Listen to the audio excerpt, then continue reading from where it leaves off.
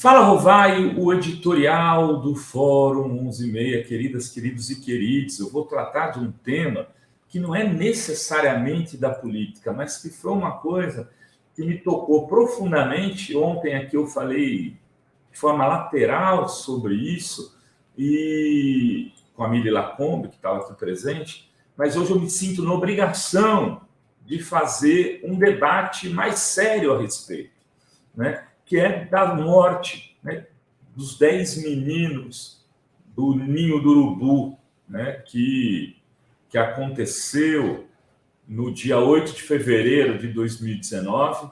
Todos os garotos entre 14 e 16 anos, né, eram 26 garotos que estavam ali no CT, né, do Ninho do Urubu.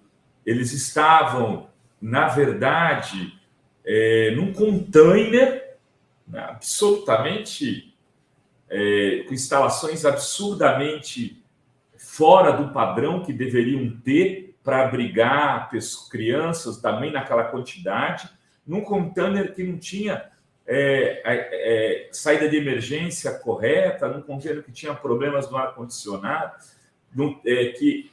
enfim, quase numa situação análoga à escravidão. Eu acho que é uma discussão que precisa ser feita, porque é impressionante como a gente tem conseguido debater no campo progressista punição às vinícolas que colocaram alguns, e talvez dezenas também, de pessoas em condições análogas à escravidão para produzir vinho.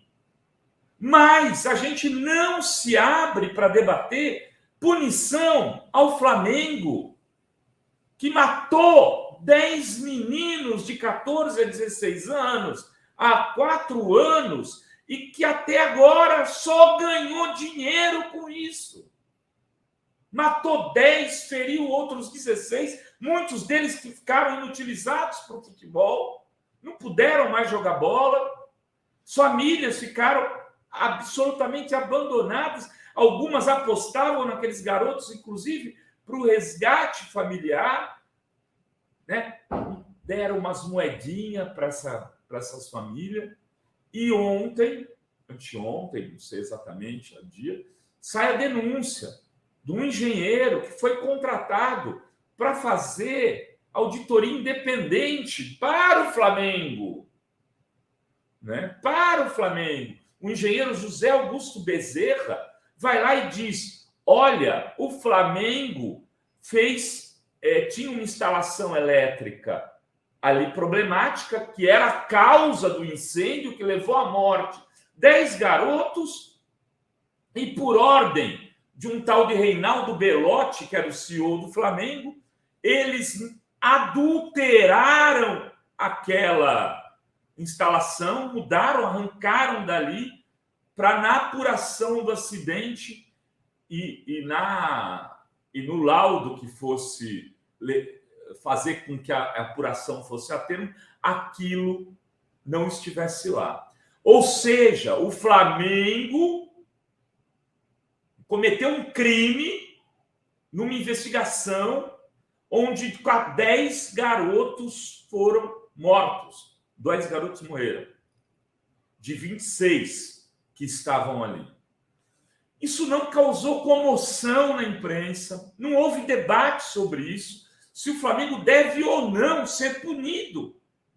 Um time de futebol em qualquer outro país do mundo, que não fosse os países árabes, como a gente está vendo, que tivesse sido, no mínimo, a imprensa desse país estaria pedindo o rebaixamento, a punição, multas, grandes multas. Não, há um silêncio cúmplice da mídia esportiva em relação ao Flamengo, porque é o time mais rico do Brasil, porque é o time de maior torcida do Brasil, e todo mundo tem medo de falar o que tem que ser falado quando envolve uma grande torcida, quando envolve uma torcida com o poder do Flamengo.